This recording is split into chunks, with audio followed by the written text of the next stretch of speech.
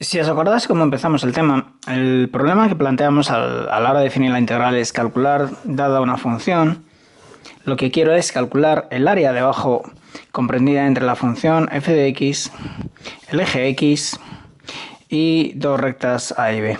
Quiero calcular este área. Y ya vimos que este área lo íbamos a llamar como la integral definida desde a hasta b de f de x diferencial de x. Esta era la definición de integral definida. Definida es que tenemos estos límites. Y también vimos lo que llamamos la regla de Barrow.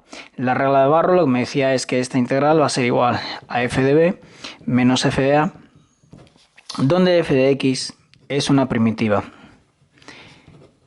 de f. Por eso nos hemos dedicado un buen tiempo a aprender a calcular las primitivas. Recordar las primitivas no es más que integrar esta función. Al integrar esta función obtenemos f de x. Entonces, si nosotros queremos calcular este área, lo que tenemos que hacer es calcular esta integral definida. Así que vamos a practicar un poco calculando integrales definidas. Pongamos un ejemplo. Por ejemplo, supongamos que nos piden calcular la integral desde 1 hasta 3 de x al cuadrado diferencial de x.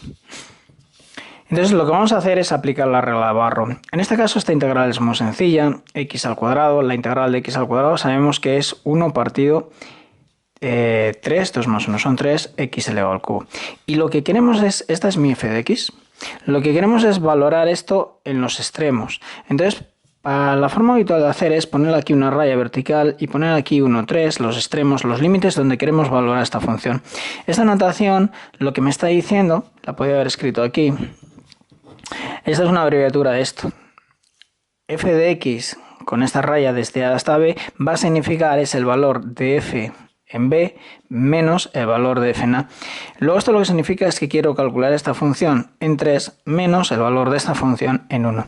Si lo calculamos me queda que será 1/3 de 3 al cubo, esta función en 3, menos 1/3 de 1 al cubo, esta función en 1.